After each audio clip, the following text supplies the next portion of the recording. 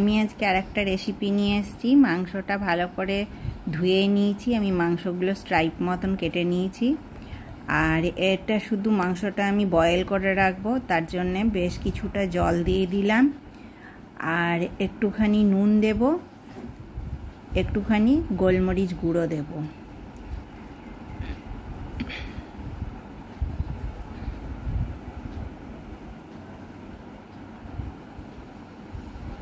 আর একটু অল্প শুধু আদা বাটা দিয়ে দেব।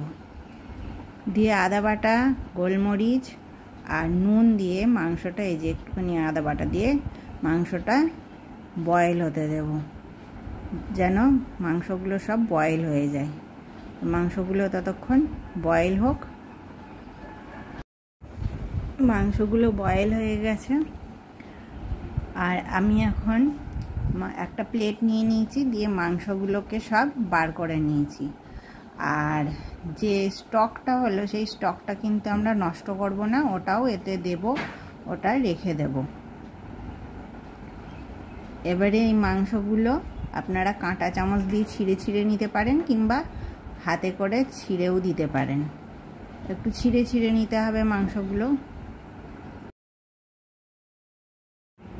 এইভাবে সব মাংসগুলো আমি ছিঁড়ে নিয়েছি। আপনারাও এইভাবে মাংসগুলো আগে ছিঁড়ে রেখে দেবেন। এবারে কড়াইয়ে তেল নিয়ে নিয়েছি। কড়াইয়ে সাদা তেল দিয়ে এবারে পেঁয়াজটা আমি দিয়ে দেব। পেঁয়াজটা বেশ বেশি করে কুচিয়ে রাখবেন। তারপরে পেঁয়াজটা আমি সাদা তেলে কিছুক্ষণ ভাজবো, কিন্তু এটা লাল লাল হবে না, হালকা হালকা রং থাকবে, সেই রকমই হতে হবে এটা।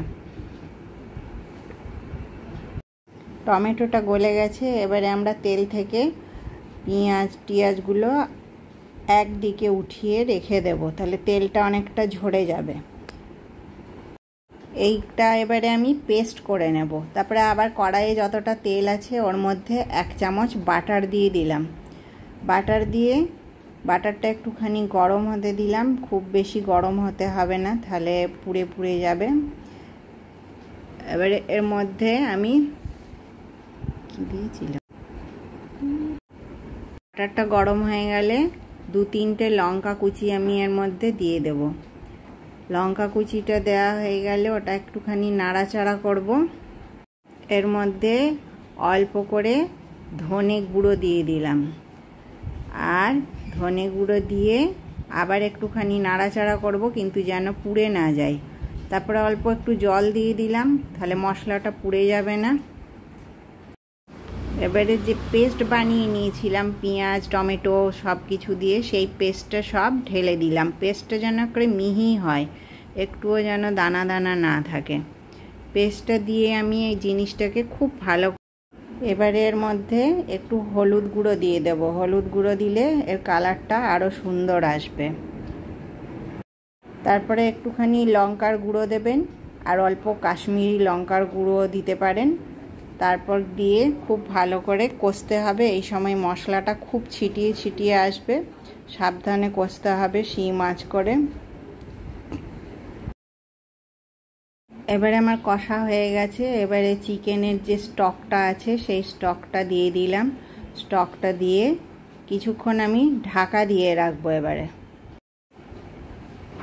5 মিনিট মতন ঢাকা দিয়ে রাখবো, আঁচটা সিম করে রাখবো। তারপরে 5 মিনিট পর আবার ঢাকাটা খুলবো। এবারে ঢাকাটা খুলে এবারে ভালো করে আবার নাড়াচাড়া করে নিতে হবে। নাড়াচাড়া করে দেখুন এটা খুবই ফুটছে। তারপরে চিকেনগুলো দিয়ে দিতে হবে। চিকেনগুলো দিয়ে আবার খুব ভালো করে মিশিয়ে নিতে হবে।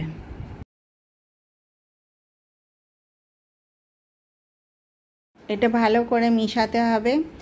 আর এই চিকেন ভর্তাটা রুটির সঙ্গে, নানের সঙ্গে, সবের সঙ্গে খেতে খুব ভাল লাগে। এবারে আমরা একটুখানি রোস্টেড কাসুরি মেথি দিয়ে দেব। কাসুরি মেথি দিয়ে দিলে এর সেন্টটা খুব সুন্দর হয়। আর এটা ভাতের সঙ্গে অত মানায় না, জিরা রাইসের সঙ্গেও আপনারা খেতে পারেন। জিরা রাইসের সঙ্গেও খুব ভাল লাগে খেতে। তারপরে এটাকে আবারও ভালো করে মিশিয়ে নিতে হবে, যেন কাসুরি মেথির গন্ধটা চারিদিকে মিশে যায়।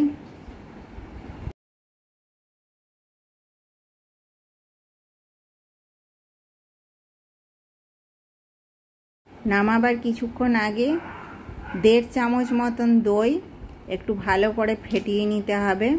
ফেটিয়ে নিয়ে এটার মধ্যে দিয়ে দিতে হবে। এই যে দইটা আমি দিয়ে দিলাম। দইটা দিয়ে আবার ভালো করে মিশিয়ে নিতে হবে চিকেন ভর্তাটা। এই চিকেন এবারে আমার রান্না সম্পূর্ণ হয়ে গেছে, চিকেন ভর্তা বানানো শেষ হয়ে গেছে। এর ওপরে আমি একটা ডিম দিয়ে গার্নিশ করে দেব। আর এই চিকেন ভর্তাটা আপনারা অবশ্যই বানাবেন, বানিয়ে আমাকে জানাবেন। আর আমার পাশে থাকবেন, আমার চ্যানেলটাকে লাইক, শেয়ার, সাবস্ক্রাইব করবেন। নমস্কার।